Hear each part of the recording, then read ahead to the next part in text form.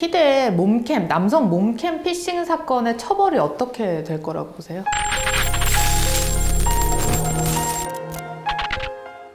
안녕하세요. 로이어랜드의 서정빈 변호사. 이지은 변호사입니다. 네, 변호사님, 오늘 저희가 이야기 나눠볼 주제가 남성 천여 명을 대상으로 몸캠 피싱 사건이 발생했다인데, 저희가 일단 사건을 먼저 한번 정리를 해볼까요? 최근 국민청원을 통해서 알려진 사건으로 보이는데요. 피해자가 우연히 이 위치 기반 소개팅 앱을 통해서 한 여성과 알게 됐고, 말이 잘 통했는지 서로 SNS 계정을 주고받으면서 연락을 취하게 됐어요. 영상 통화를 통해서 이야기를 하다가 이제 서로 음란한 행위를 보여주면서 이야기를 하기로 됐습니다.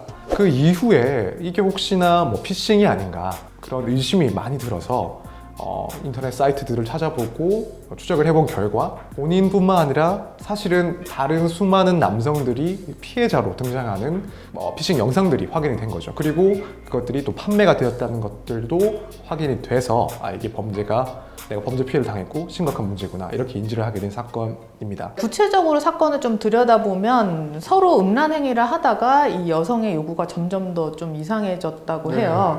네, 특정 자세를 요구하거나 신체 부위를 좀 부각해서 하는 자세를 요구했다고 하는데, 제가 좀 들었을 때 굉장히 충격적이었던 게 앉은 자세로 소변을 봐달라라는 요구를 했다고 합니다. 사실 좀 정상적인 범위를 넘어가는 그러니까요. 수준의 요구까지도 있었던 것 같아요. 네. 확인을 해보니까 자기 말고도 이런 사건의 피해자들이 있다는 것을 확인하게 됐는데, 결국 그 원인이 영상의 내용이라든가 요구하는 자세, 그리고 여성의 목소리, 이런 것들이 거의 일치하는 것으로 보여서 이게 단순히 개별적으로 따로따로 발생한 범죄가 아니라 피해자가 1000명이 되는 단일범의 소행으로 보이는 그런 사건이구나, 이걸 이제 확인할 수 있었던 거죠. 물론 수사기관에서 어디까지 확인했는지는 알 수가 없지만은 우선 추정적으로는 이게 단일범의 소행으로 보인다, 이렇게 지금 보고 있어요.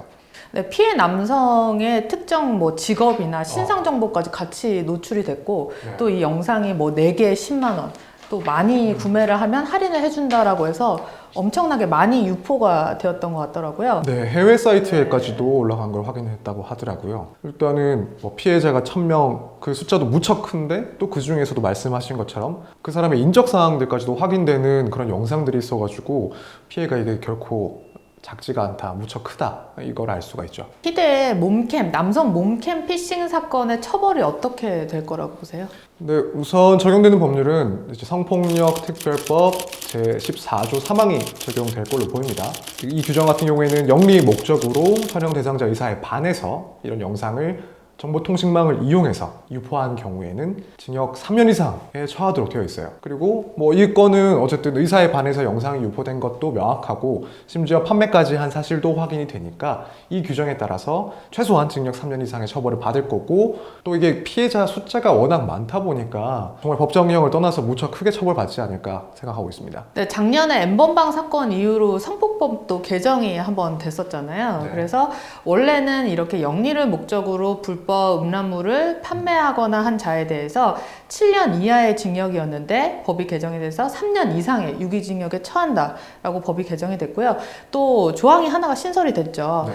이 불법 영상물을 직접 구입을 하거나 시청을 한 자에 대해서도 3년 이하의 유기징역에 처하도록 법이 신설이 됐습니다. 이렇게 법이 신설이 된 걸로 봤을 때는 아무래도 이번 사건 자체로만 놓고 봐도 굉장히 무거운 형으로 처벌이 되지 않을까 싶어요. 그렇죠. 아까 말씀드렸다시피 일단 피해자 숫자가 너무 많아요. 너무 많고, 심지어는 일부 피해자들의 경우에는 신상 정보가 유출이 됐기 때문에 그 이후에 발생할 수 있는 추가적인 피해도 상당히 클 걸로 보이거든요. 그리고 범행 수법도 결코 이제 가볍게 볼 수 없는 사안이기 때문에 상당히 이제 나중에 재판으로 가게 되면은 법원에서는 상당히 좀 엄중한 처벌을 고려할 수밖에 없는 사안으로 보입니다. 사실 이 국민청원이 올라오고 나서 사건 내용도 상당히 충격적이긴 했지만은 그 이후에 논의되는 게 이 사건을 제2의 N번방으로 특정을 해야 되는 거 아니냐, 명칭을. 사실 이 사건 자체로 무척 중하잖아요. 그렇죠. 심각한 사안이고, 그렇기 때문에 현재의 그런 법원의 입장을 보면 분명히 강하게 처벌을 받을 거예요. 그래서 명칭을 어떻게 정하느냐와 상관없이 그에 합당한 처벌을 받게 될 거고, 앞으로의 진행 과정을 보면서 만약에 수사가 미진해 보인다, 그러면 국민들 입장에서는 의견을 또 개진할 수도 있는 거고, 처벌 단계까지 갔을 때 처벌이 너무 불합리하다라고 한다면 또 자유롭게 의견을 개진할 수 있는 거니까 지금 상황에서 이런 불필요한 논의는 조금 자제하는 게 좋지 않을까 이런 생각이 들더라고요. 네, 변호사님이 말씀하신 것처럼 사실 이 사건 자체가 굉장히 중하기 때문에 뭐 명칭에 상관이 없이 얼마나 엄정한 수사와 그다음에 처벌이 될지는 저희가 앞으로 지켜봐야 될 것 같습니다. 수사 과정이나 재판 경과 등을 보면서 저희가 후속 영상을 한번 찍어보도록 하겠습니다. 네, 지금까지 로이어랜드 이지은 서정빈 변호사였습니다.